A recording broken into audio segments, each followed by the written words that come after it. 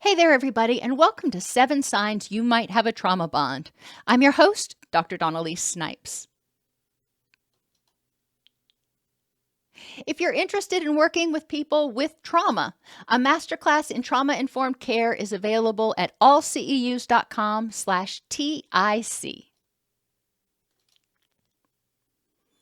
If you think you're in an abusive relationship, call 1-800-799-7233 or 1-800-799-SAFE or go to thehotline.org.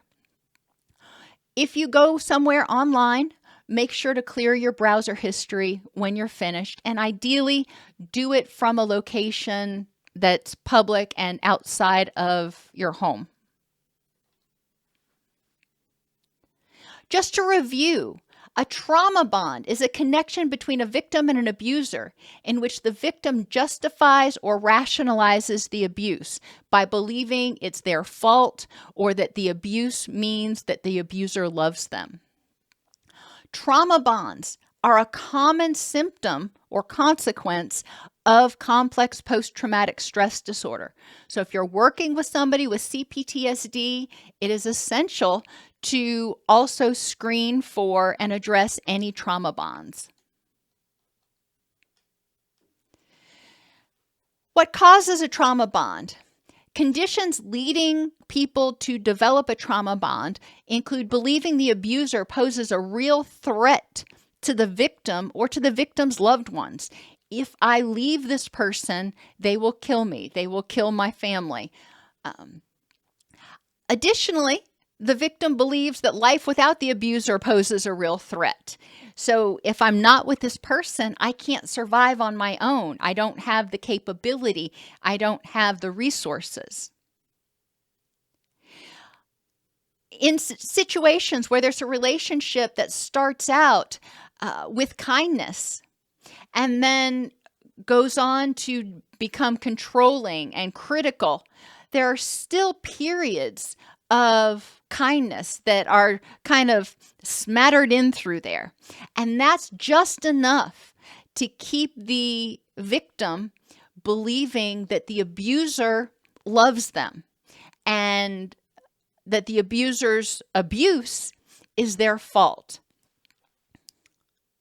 The person also needs to be isolated from other people and believe that they truly cannot escape. So what are some signs that you might have a trauma bond? If you're unhappy in your relationship but just don't see how you can leave, it might be a trauma bond. It might be that you just got yourself into a financial pickle. But if you don't see how you can leave, if you don't feel capable of leaving, if you feel afraid to leave, then that's a different story.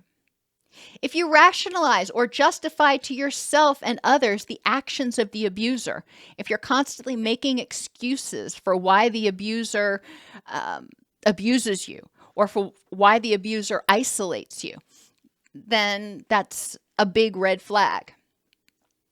If you constantly feel on edge or even maybe secretly crave the drama, it might be a trauma bond.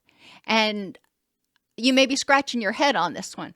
Feeling on edge, feeling like you're walking on eggshells because if you do the wrong thing, the abuser is going to lash out. And obviously you don't want that. But why would somebody secretly crave the drama? Well, remember back a couple slides ago, I said that in a trauma bond, many times the victim believes that the abuse is a way that the abuser shows love. They punish me because they love me and they want to make me better. So if they're not punishing me, if there's not all this drama going on, then it must mean that they don't care about me anymore. So that can be a consequence of the mental gymnastics that people have to go through when they are in a trauma bond. If you regularly or constantly carry around a lot of guilt, the abuser in a trauma bond is going to make the victim feel like everything is their fault. If you were only better, if you wouldn't have done this, then I wouldn't be angry, then we wouldn't have this problem. So the person, the victim in a trauma bond, often bears the guilt for everything that's going wrong in the relationship, in their life, and with the abuser. If you avoid open communication for fear of abuse or criticism or ridicule, and remember, abuse does not have to be physical abuse.